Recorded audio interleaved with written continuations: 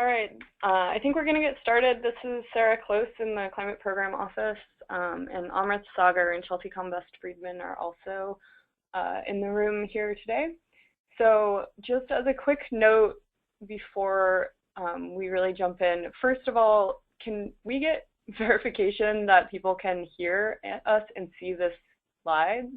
And I should say that everyone's on mute, so if you can actually just type into the panel so that we know we're not talking to an empty webinar.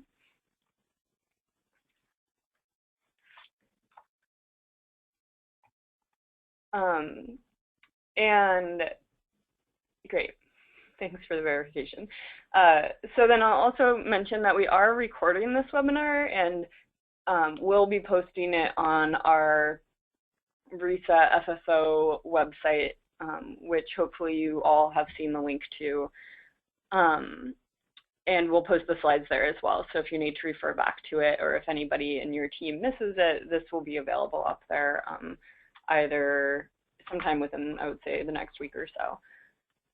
So we will go ahead and get started. We're planning to leave quite a bit of time towards the end for Q&A, and we'll use the question and answer chat boxes for that. And if we've got extra time at the end, we can try to unmute everyone's phone, but just for ease, we figured that would be maybe the easiest. So we can switch to the next slide. For this webinar, we're just going to go over sort of some of the Risa programming objectives, not super in-depth, but a little bit of an overview. Talk a little bit about some of our partners and priorities for the FY17 federal funding opportunity. And then we'll just talk a little bit about some of the nuts and bolts of submitting an LOI and a full proposal, and what the review criteria are and what that process looks like. And like I said, we'll leave plenty of time for Q&A. So for those who aren't as familiar with the Risa program, we support integrated interdisciplinary research teams, really with the goal of building knowledge, expertise, and ability of decision makers to prepare for and adapt to climate variability and change. So Risa really sits at the intersection of research and decision makers. All the teams have very close partnerships with decision makers and stakeholders in their region, and have built trust over the years in this sort of intersection area. So Risas also work in a lot of different areas of what we call usable science. So from understanding the decision context and risk in various places where they work or for particular issues, really advancing knowledge of climate impacts and adaptation, analyzing risk, and fostering networks for information flow and learning across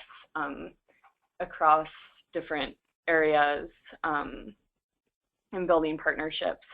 And Risa's also worked with quite a large variety of decision makers. So we've listed sort of a number here. A number of the teams work with water utility managers, city planners, various communities, extension, the National Weather Service, and other entities in other state, local, or federal agencies.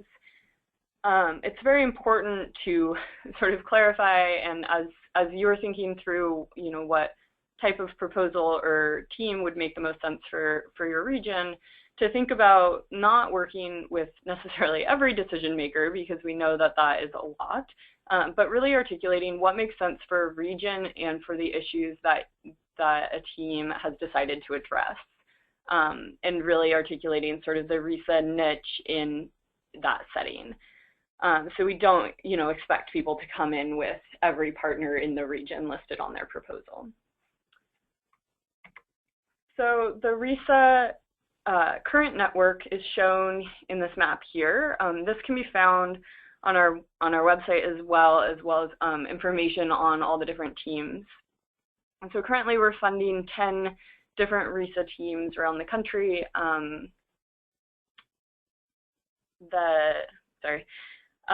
You can, like I said, you can go to the website and get an idea of some of the type of work that various teams do. It's very diverse across the network, and that's a facet of the Risa program that we often highlight.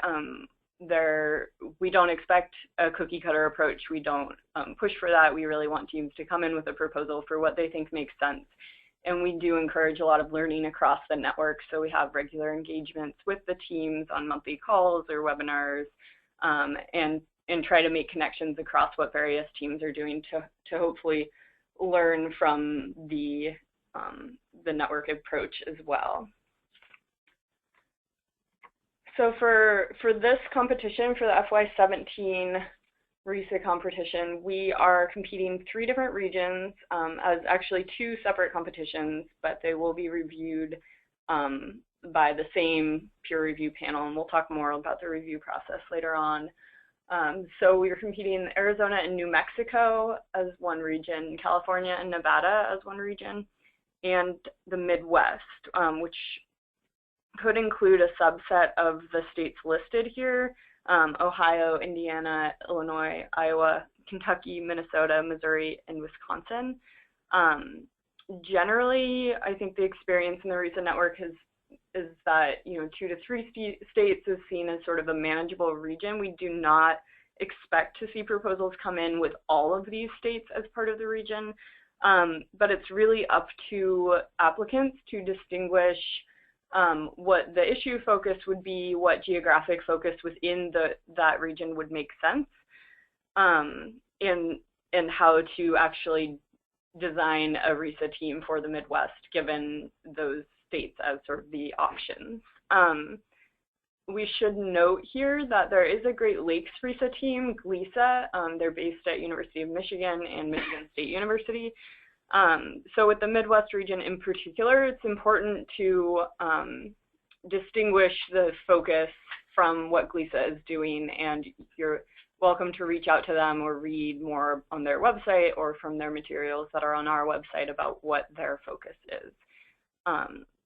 But especially in places where the geographic footprint might overlap, it's important to articulate that. So probably some of the most important information in this website are the due dates that are listed here. The letter of intent is due November 29th by 5 p.m. Eastern. That is the Tuesday after Thanksgiving weekend.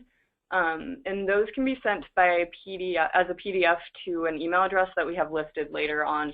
We have, it's also listed, I think, in the FFO and the info sheet. It's one email address that goes to all 3 of us who are managing the Risa program. And so that just helps us make sure everyone's getting all the information. And then full proposals are due February 6th by 5 p.m. Eastern, and these have to come in through grants.gov. We cannot accept emailed or faxed proposals. And we'll talk a little bit more about that a little bit later. So that's the basic outline of what we're competing this year. So a newer component to how we're running our competition this year is a stronger Nidus component. Nidus is the National Integrated Drought Information System, and for those who are not familiar with Nidus, it was established by public law in 2006 as with the goal of really improving capacity to manage drought-related risks and really providing information to the public to do that. Core to the Nidus approaches are the regional drought early warning systems, and these are also referred to as DEWs. And they're shown in this map here, all the different Nidus regions. So Nidus really aims to develop through these regional networks and partnerships more accessible and usable drought, climate, weather, and water-related information, and getting at especially the use of the information and improving understanding of how to actually prepare for drought or provide early warning for drought. And across the Nidus DEWs, many of the Risa teams where there's overlap with a drought early warning system work very closely with Nidus, doing research and building tools and products to get at some of these Nidus goals. And many of those teams, well, all of the Risa teams that work closely with Nidus receive some money from the Nidus budget from a Coping with Drought initiative to support that work. So the newer aspect of our competition this year is that there is a stronger and more sort of intentional Nidus component in the call for proposals, and we expect to see that in the proposals that come in as well, that teams would be working very closely with Nidus. So in addition to Nidus, Risas are also situated within sort of a landscape of other NOAA regional entities around the country. And we mentioned earlier on some of the other agencies also have regional entities that Risas often work with as well. So we've listed some of these here. For the Midwest region, there is a regional climate service director who is Doug Cluck, and we've put his email here. He is a great resource for folks to kind of understand the NOAA lay of the land he covers the NOAA like central region, which is part of the Midwest states are part of. There is not currently an RCSD, a regional climate service director for the NOAA West region, which is why there's no one listed there. Other NOAA partners that Risas often work closely with are regional climate centers, which are, there are, I think, 6 around the country, and they provide sort of operational data, climate data and information, and work at a regional scale as well.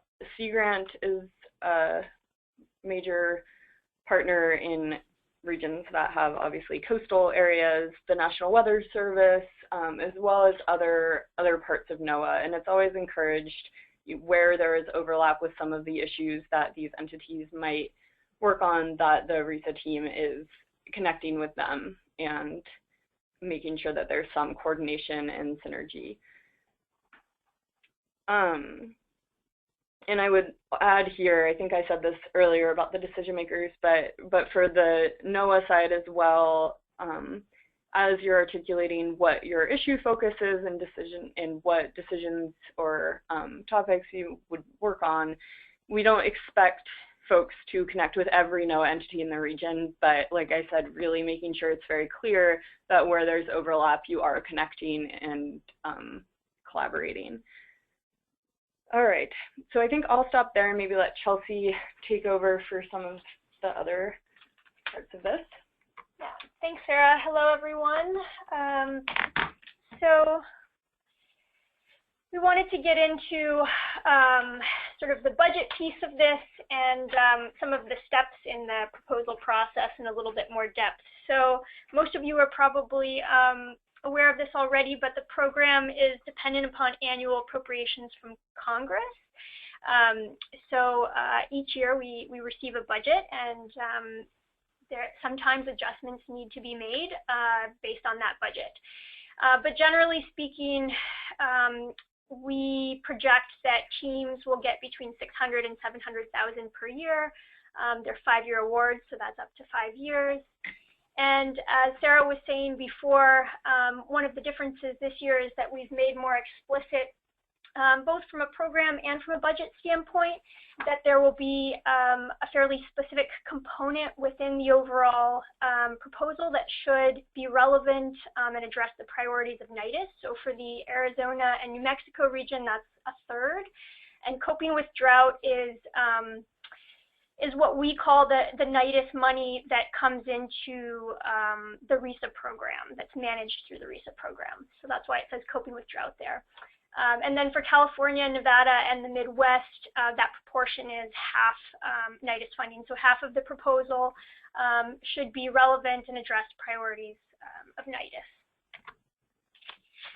So this actually gets into something that will be relevant for the full proposal, not for the letter of intent stage. And these are the budget forms that NOAA requires. These are the official budget forms, so they're the most important ones. These are the ones that go into Grants Online and kind of stay with the team throughout the 5 years. They're called SF424A, and for the Risas, you actually need 2 forms because not all 5 years fit on one page. And the reason we bring this up now is because we usually get quite a number of of little mistakes on these forms, but it just then means we have to do a lot of back and forth putting the awards into place. So we wanted to call out that you will need to fill out 2 of those. The first one would be for years 1 to 4, and the second would be for year 5, and then importantly, the project total for all 5 years. And that's where we often see the error, and so the sum needs to be on the second sheet, but it needs to be the sum for the various rows that includes years 1 to 4 on the previous sheet. So hopefully that makes sense, but we can answer other questions if they come up. So getting to kind of the 2 steps of the proposal process for Risa, there are letters of intent, and those are due, as Sarah mentioned, on November 29th. And they go by email. So these 2 steps have a different process for submission. So the letters of intent come into the email listed here, and then full proposals are due February 6th, and they go through grants.gov. So that's an important distinction. Although the letters of intent, so the letters of intent are our mechanism for providing you guys feedback as applicants on your ideas and plans for the proposal. So we see them as a really important step. They're not a required step. So you can submit a full proposal even if a letter of intent did not come in. So if you are curious about, what you should include in a letter of intent, on page 9 of the FFO, there's kind of a little outline of the various components that usually are in letters of intent that come in. And as I said, the purpose of these is for us to, for you guys to give us an idea of what you're thinking and for us to give you some early feedback on that. And we usually indicate as well whether we think that that we would recommend that you move forward to submit a full proposal or not. And you'll receive a response back from us on those LOIs or letters of intent within 4 weeks of submitting them. So the full proposal, as we've mentioned, is submitted to grants.gov. It's really important that, well, for those of you who already have accounts, to make sure that your account is up to date, and for those of you that might not have accounts with grants.gov, to make sure that you do that very well in advance of the submission deadline. It takes a number of weeks, often, for all of that to go through, and we, as Sarah mentioned, can accept proposals that are not through the grants.gov mechanism. So really important that that you think about doing all of that quite a bit prior to submission deadlines. And then again, for what's included in the full proposal, the components there are also listed on page 9, or start on page 9 and continue on a little bit, I think. So there have been a couple of changes to the way that we've written the FFO this year beyond the Nidus piece that we've talked about.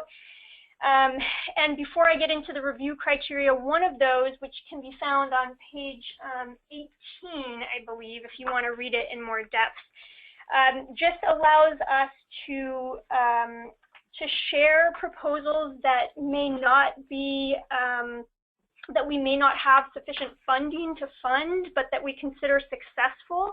It allows us to share those proposals with either federal or non-federal partners who we believe have the interest and ability to fund either those proposals or components of those proposals.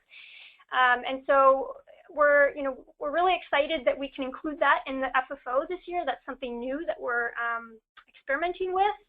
And if you're uncomfortable with that and would only like your proposal to be considered by the Risa program, then it's important that you put that in writing in your proposal. So all of that is explained on page 18, but we wanted to make sure that we called your attention to it because it is something different that we haven't done in the past. And the other change is related to the review criteria. So we've changed the percentages, or the proportion, I should say, of technical and relevance overall score for the Risa proposals this year. So there's a little bit higher emphasis on relevance as compared with technical from years past. So in the Risa program, when we review the proposals, we do review both for technical and for relevance, and those are separate scores. But in our case, we the same panel reviews both of those, so we don't hold 2 separate panels. And the technical overall score This year will be 60%, and the overall score for relevance will be 40%. The technical is broken up into a few components. There's a technical merit score, qualifications of investigators score, and a project cost score. And the relevance is just one score that addresses how relevant the proposal is to program objectives, the applicant's approach for engaging decision makers, and their data sharing approaches. One thing to call out with the technical, I mean, I think most of those things are pretty straightforward, so I won't go through them in detail now. But one thing to call out is that there is a category for outreach and education, and sometimes this comes up as a question. The reason that we don't score that separately is because we feel like it's so integral to what the Risas are about that we ask the panel members to consider that score as part of the technical and relevant score. So it's kind of included in all of the ones that you're seeing on the slide. So I'm sure there are many questions, and we're happy to take them now, but we do encourage you guys to look at the Risa website. There's a lot of information about the teams that we currently have in place, including actually annual reports that are up there, which might give you even more detail about some of the projects they work on. And then there is, of course, the full FFO and the Risa information sheet, which has a lot of great information that we hope you will read in depth. And then, Sarah, do you want to talk about the FAQ? Yeah, I'll just add that on that website that's linked up there, that can also be found by just going to climate.noaa.gov/Risa, and there's a link to it, since that link is a little bit long. We will be adding a frequently asked questions document that we're in the process of updating, and we'll periodically update that as we, if we find that we're getting a lot of questions or some of the same questions, we often use that as a way to provide information. So just check the website periodically to see if there's any updates there. Yeah. Great. And with that, we can take questions that either have come in. If you'd like to write them, should we start there? Yeah, why don't we see if Amrit can open up the chat box and see if there's any questions.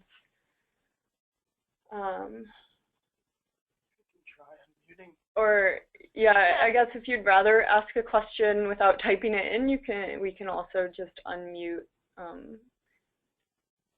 the lines. Can we unmute all of them? Is that possible? Oh, okay. So we're actually unmuting everyone right now, so. Make sure you're on mute if you don't want to make a comment.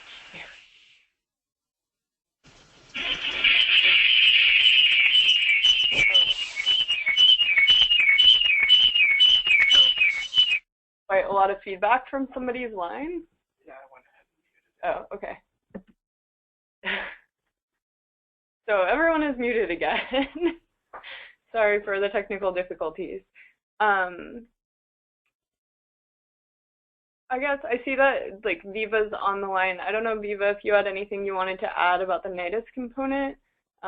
We are happy to unmute you if so. You're unmuted now, just in case. Oh, can you hear me?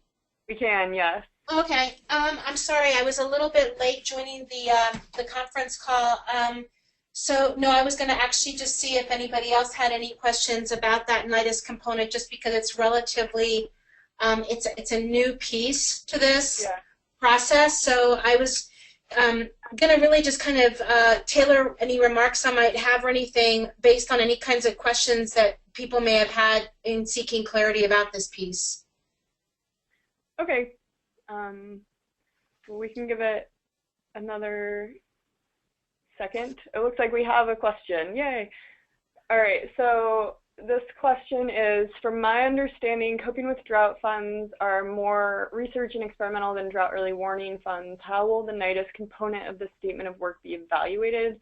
Will the type of work, experimental / research versus operational, be considered? That's a great question. So we do go through, I think, some of this in the FFO about, what we kind of expect to see in the Nidus statement of work component compared to the other parts. So it's all reviewed as part of the same proposal. We don't have a separate review process for the Nidus piece. It's seen as one component. By having two different statements of work, it really just, we think will hopefully help clarify how it, kind of breaks down instead of having it super integrated. But Chelsea, I don't know if you have anything to add. That's sort of my... Yeah, it would be good to get Viva's thoughts on this one probably as well. I would say that in general, it still is about the research and experimental end for sure, and it's about how that feeds into the drought early warning systems. But Viva, do you want to add some additional detail to that? No, I can. Chelsea, your last statement I think sums it up. It's a little bit. It's definitely complicated. The person who's posing the question has identified, there is a line that we're trying to walk here. But Chelsea, your last statement I think is dead on. It's the focus can be research, but ultimately the research has to go to informing the early warning systems, and it has to go to essentially informing and supporting the public law. Because those coping with drought funds are coming from the Nidus appropriation, they have to ultimately be in support of implementing the public law. And the public law clearly states that research is a component of all of these early warning systems. The trick will be that research has to be, for the purpose of informing those early warning systems. Not just one, not just two, or not just the one in where the Risa sits, but also looking at the opportunities for research that has transferability capability that can cross multiple DEWs, multiple drought early warning systems. So there's a piece of this for sure that's research, but ultimately it all goes back to informing the drought early warning systems and supporting the implementation ultimately of the Nidus public law. Right. So I guess from the proposal standpoint, Julie, focus on the research, but make a good case for why that's important to the drought early warning systems at the end of the day.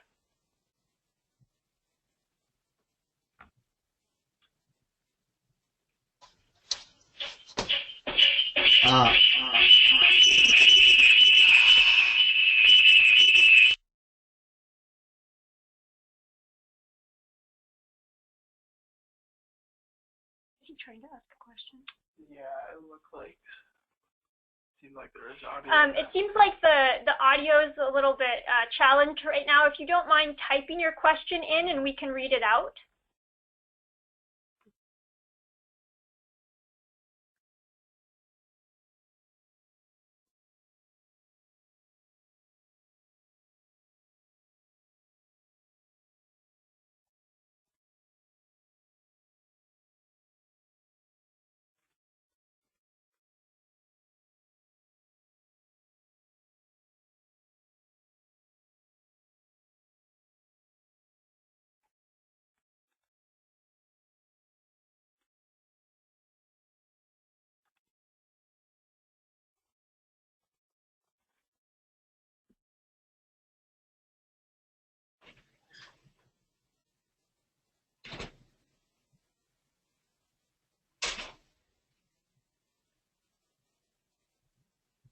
Here we go. All right, so we have another question. Sorry about all the weird delays and audio issues. How does the review process work? Will Nidus and Risa review the proposals together as one statement of work, or will they be reviewed independently? So this is a good question. We have, as Chelsea said, two panels, a technical review panel and a relevance panel. For our competitions for Risa, the panels meet together but evaluate different criteria, which is the piece that we showed on the slide. Nidus and Risa program managers and team members are part of that panel, but they're also panels of external experts from not just NOAA, but the university community, nonprofits, a lot of different entities. So it's really a peer review panel. The proposals will be reviewed as one whole proposal. So each team will submit one proposal that happens to have two statements of work that are split out so that we can clearly see how you're delineating some of the Nidus component from the other pieces. Although, you know, we do expect there to be some integration between those because it's coming from obviously one team. So where there's integration, it's really important to articulate that. So every reviewer will review that full proposal. We don't have people reviewing, you know, just the Risa component or just the Nidus component. It's seen as one proposal for a team that will be reviewed as one whole piece. So hopefully that answers your question. I don't know if anyone else has anything to add. I think that sort of gets to the second question there, how the 10 pages on Nidus are related or are different from the rest of the document. Right, so there are 2 statements of work, but the review will be for the full proposal. I think that hopefully that answers that question, but if we didn't, just shoot us a follow-up question. Yeah, so like I said, making sure it's clear where there's integration, but having 2 separate statements of work. Yeah, I guess the other thing to say on that is the overall statement, the first statement, right, the 25 pages one, that should encompass your overall program, or that should be the overview of what you're proposing, which should include the piece that focuses on drought. But the 10 pages gives you the opportunity to go more in depth on some of the projects that you'd like to propose that get to Nidus priorities. So that's why that's why we added those additional pages in there. It allows for you to go to a little more in depth there. But we would expect to see how that fits in from an integration standpoint in the first 25 pages. Mm-hmm. So the next question is, how many letters of support could be included in the main submission? This is a great question. We get this often. So on page 9 of the FFO, it lays out some of what the page limit, it lays out what the page limit includes and does not include. We do not include letters of support in the official page count. So in that sense, there's no limit of the number of letters of support you can include. We do encourage teams to think carefully about which letters to include. You know, it's not necessarily stronger to just throw the book at reviewers and send every possible letter you could. So, you know, I think there's a lot to consider there, but it's not part of the page limit. One thing I would caution is, you know, we do often have proposals come in that have included some supplementary information like extra letters of support and CVs, etc., on a website. We are not required, or panelists are not required to read anything that does not come in as part of the official proposal. So we can't require them to go to a website and look at those. Some panelists sometimes find it very useful. However, some panelists are worried about confidentiality and will not actually go to those websites. So just something to consider if you're thinking of putting together a proposal website for this process. This is Viva, can I just say one thing about the letter of support? Sure. Okay, because we often get this question a lot during the FFO kind of the process, not just with this particular one, but in a lot of other situations. So one of the things that, just to kind of head this off at the pass, Nidus cannot provide letters of support. We often get asked to submit letters of support or to be listed on a team of folks or the team that's being put together to do the work or to do the research. So I just wanted to kind of head that off at the pass right now, because I know I anticipate that might be a question down the road. Somebody in the team Nidus group or program office will get a call and ask if we can give them a letter of support for that proposal. So that's not something that Nidus can do, only because, as you can imagine, there's a perceived conflict of interest here for doing a letter of support when we're going to be potentially part of the review process. Yeah, that's a great clarification, Viva, and we can add that to the FAQ as well. So folks. Okay, good. There was one other thing I was going to say. Oh, there's another question further down about the page limit, so I'll just address that right now since we're on this subject. So, it looks like there's a couple different questions about the page limit. Okay, so this is, are we saying there's an additional 10-page statement of work on top of 25? Yes. So on page 9 of the FFO, we have, what is included in the full application page limit, which is 60 pages. That includes a statement of work for the overall Risa approach, which should not be over 25 pages, excluding some other things, and you can read that on the list. Then it also includes a statement of work specifically about the Nidus-related activities, which cannot exceed 10 pages. So total, you will have, assuming everyone writes to the full page limit, 35 pages of statement of work. It will just be broken out clearly into the overall approach and then drilling down more specifically into the Nidus piece.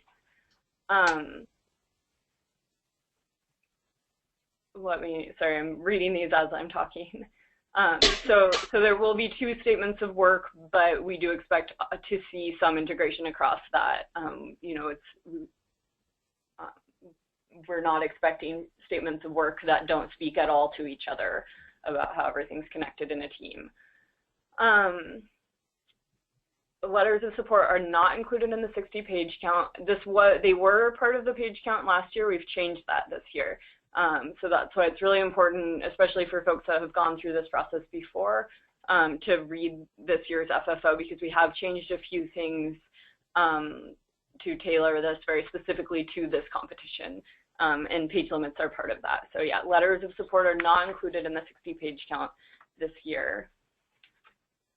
Address the last one because I think it also gets to the same, right. So that the 10 pages should be part of the 60-page limit for the Nidus statement of work. Yes. So we have another question. So this is varying away from page limits, although if there are additional things we can clarify, just type them in. So this question is, if you are able to answer this, in terms of new program selection, will geographical overlap with existing Risas be discouraged, or will it be meritoriously selected in terms of a diversity of approach? So I'm not sure if you're talking about the new region, the Midwest region. It sounds like maybe you are. And so for that region, it is, we really look to the applicant teams to put forward what they think is the best approach for that region. And that includes defining a geographic scale that they think would work.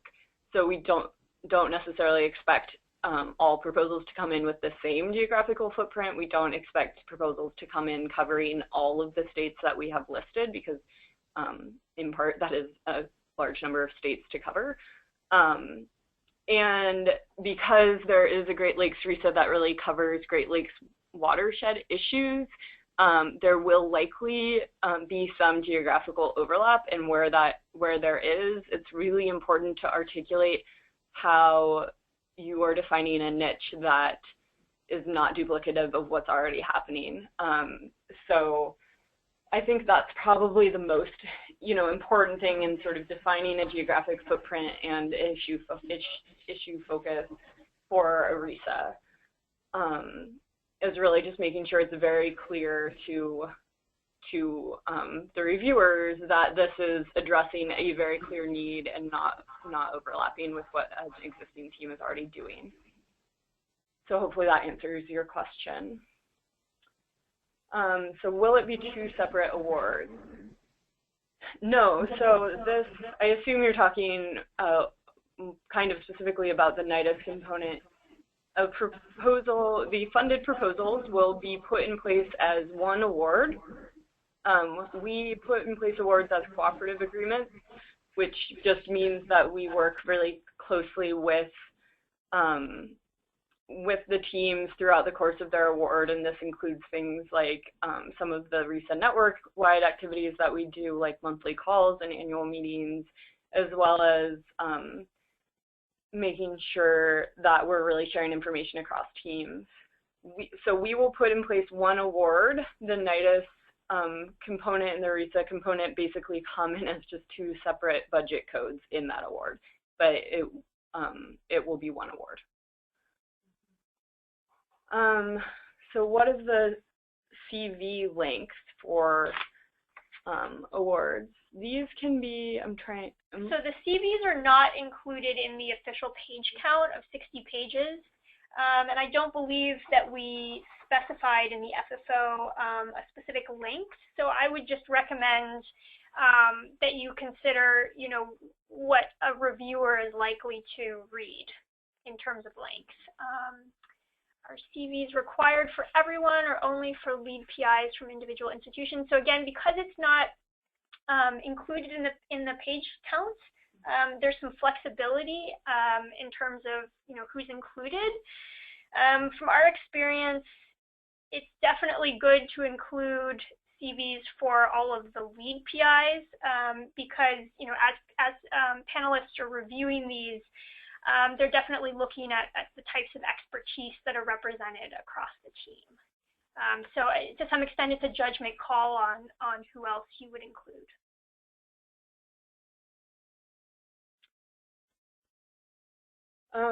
Okay, and then somebody says that a conference call would be helpful. So to that point, I think it's a broader point too. We are open to talking about ideas with folks. The letter of intent stage is really our sort of formal mechanism to provide feedback.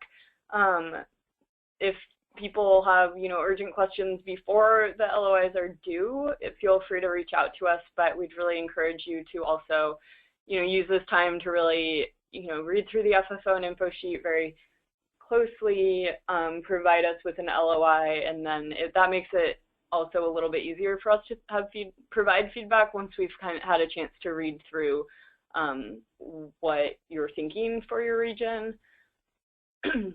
But if there are, specific questions that would inform your LOI approach, you can always feel free to reach out. If we are getting a lot of questions, we may do another webinar or another just question and answer session as a way to just have some of these conversations with a larger group. So we will keep folks surprised whether if we decide to do that, we'll use obviously the people who are on the webinar right now, but we will also use our website to update folks if there are additional webinars or question and answer sessions that we set up in this process. Any other questions?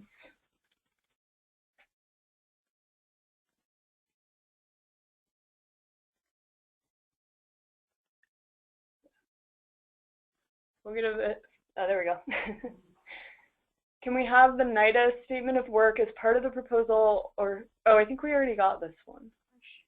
Or should it? We may have already answered this question, whether the Nidus statement of work can be part of the proposal or if it should be 10 pages that are sort of appended at the end. So it should be part of the proposal. There are two different statements of work, but it's all part of the 60-page limit. I think that hopefully is clear.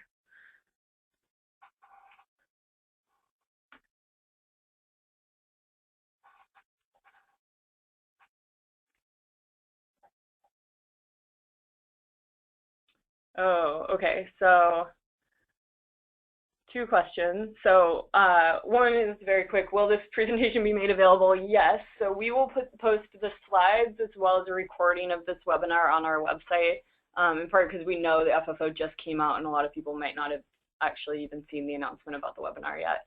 And you're welcome to share that, obviously, with other team members if they have questions. So back to the Nidus statement of work question. So I think more specifically, the question about how the Nidus statement of work should be woven into, or can it be woven into the proposal, by which I'm guessing you mean, could you have a 35-page statement of work that covers the entire approach instead of one 25-page statement of work for the Risa part and then one 10-page for the Nidus component?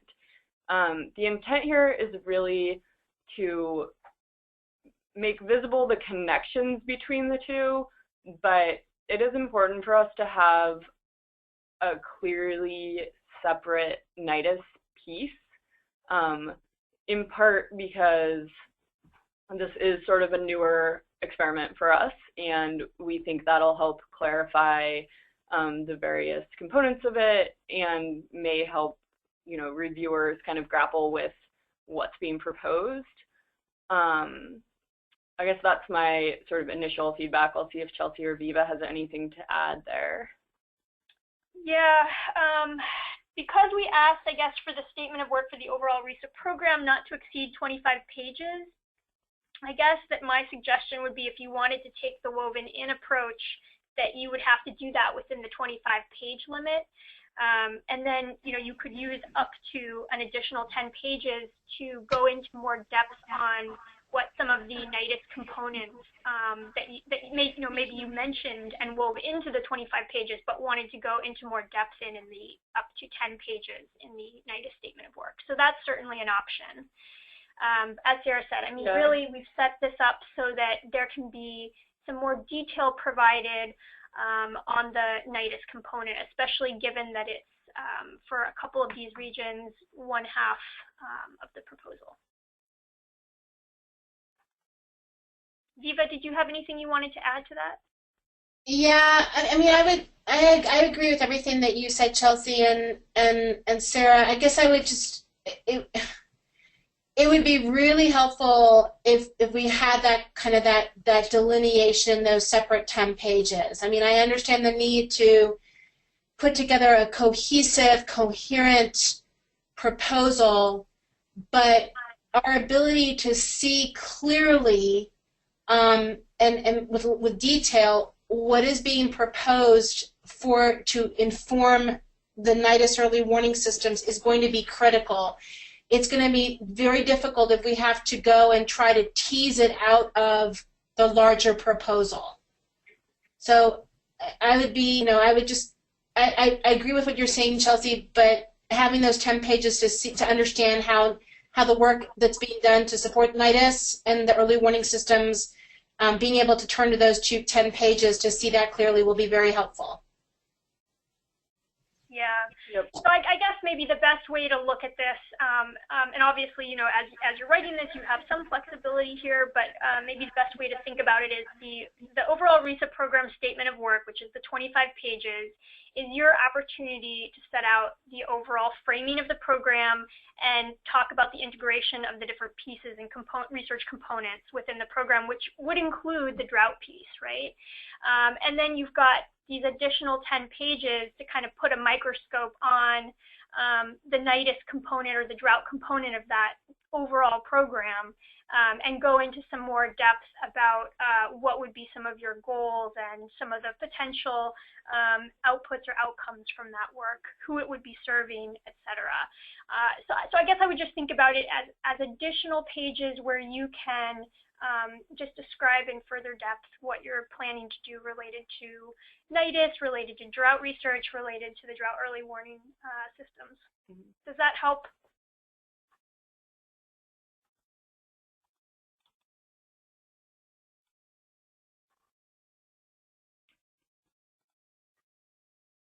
All right, we'll give it a couple more minutes and see if anyone else has questions. It's hard. We can't see if people are actively typing, so we'll stay on and if people have other questions. But if not, that's fine too.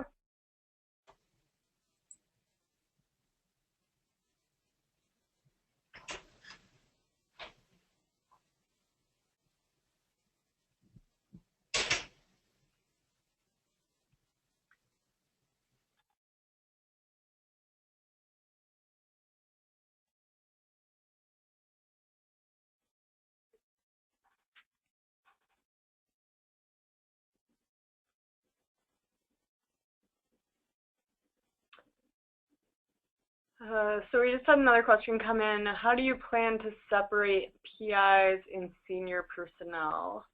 I'm not sure I understand this question.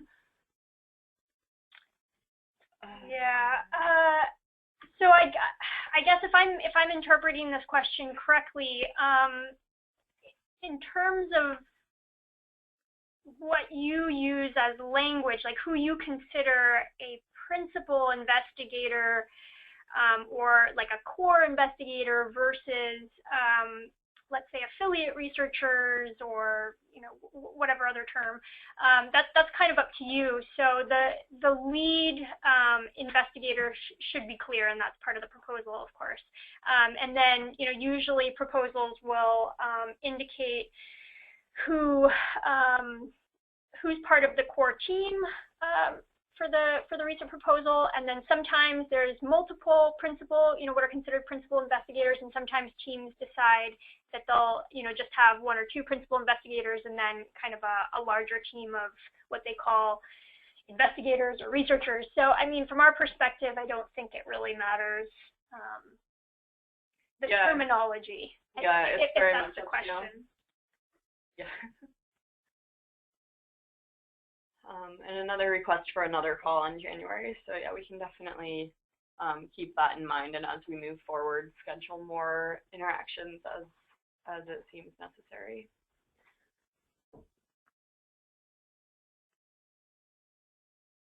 Oh, apparently we didn't answer the question.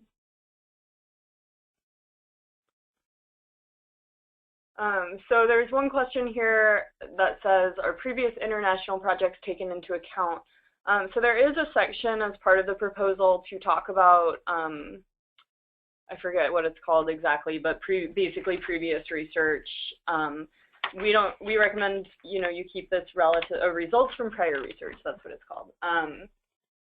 We recommend that this isn't a huge component of the proposal, but if there are other projects, international or in other, wherever, that are relevant to your proposal, and you want to make sure that panelists, see that as part of the qualifications, that they see that you've done this type of work before, then definitely include that as part of the results from prior research section.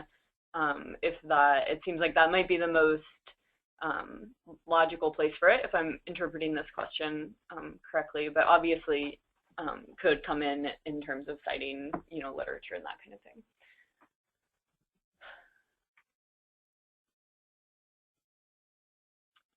So clarification on the question about the PIs and co-PIs. Here it says leads from each institution can be PIs, and all co-PIs are senior personnel. I think this was the model that Risa used in the past. I guess I'd just go back to what Chelsea said, that it's really up to teams to articulate how they're putting their team together. So we have a lot of different models across the network where, there might be one lead PI and a lot of senior personnel. There may be a couple lead PIs and other co-PIs. People call them different things. I think, for this purpose, it's really important to make sure it is clear what you are doing and why that is the program structure that you've decided to go with, but we do not dictate how you put your team together or what titles you use for various people. So it's really up to you.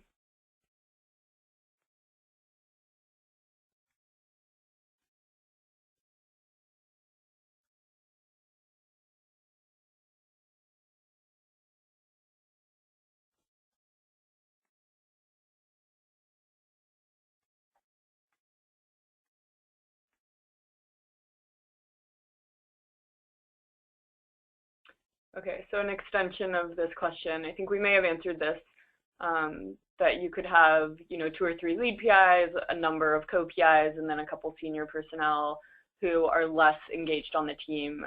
That's right. You can decide what makes the most sense. A number of teams have a structure, I think, sort of similar to what I think you're proposing, that there's sort of a set of what some teams call affiliates, or team members who may have less time on the proposal but be engaged in maybe, like one project of that the team's working on. And a lot of teams see that as a way to bring in expertise that, might not need to be core to the entire function of the team, but really critical for a specific project. So yeah, hopefully that answers that question.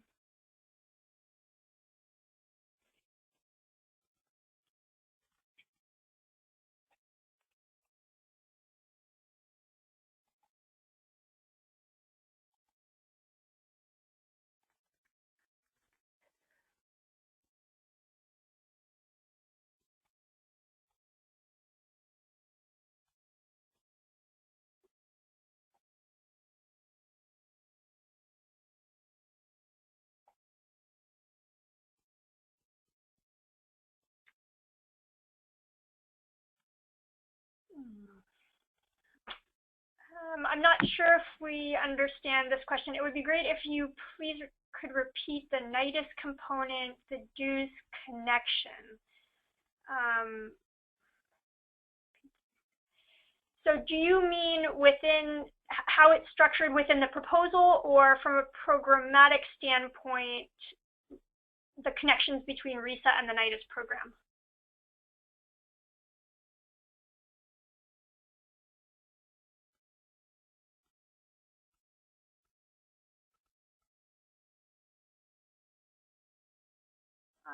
Okay, well, Viva, could I ask if you wouldn't mind just maybe giving another sentence on the connection between a lot of the research that Risa does and the dues work, and kind of what that connection is? Well, I mean, I guess I would, a very kind of a basic way of that I would approach this answering this question if I'm thinking about putting in a proposal would be to look for the common areas between the mission and the goals of what Risa is supposed to be kind of aspiring to, and those goals and mission that are identified in the public law that created Nidus, and then look for the overlap. You know, there's Risa is so much bigger, obviously, than what Nidus is. Nidus is looking at, first of all, one part of this overall climate discussion. We're looking at drought. We're also looking at extreme precipitation events and their impacts or their roles on how droughts get mitigated or ameliorated. But I think it's really focusing on those pieces that are still allowing you to function and do research as a Risa, but support those things that are identified in the public law. And the public law is very easily written. It's pretty easy to understand, and so there's elements of research in a myriad of areas. There's looking at, you know, drought indicators, drought triggers, impacts, things like that, and how they inform decision making. So it's really about just kind of looking at comparing the two and looking where there's common areas, and in those areas trying to develop projects or some initiatives around how your activities could support the creation and the establishment and the sustainability of those drought early warning systems. So I'm not really sure how else to answer that.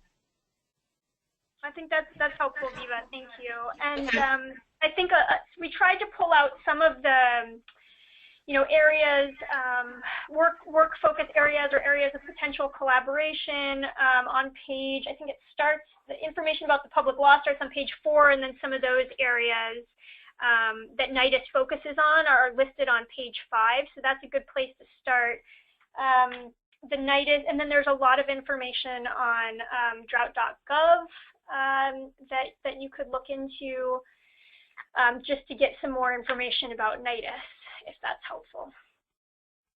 And like we said before, there's a lot of information about what some of the Risa teams are working on, and that can give you a flavor of some of the types of research that Risas do, which in many regions, is connected to Nidus, or on the subject of drought more generally. So that might help as well.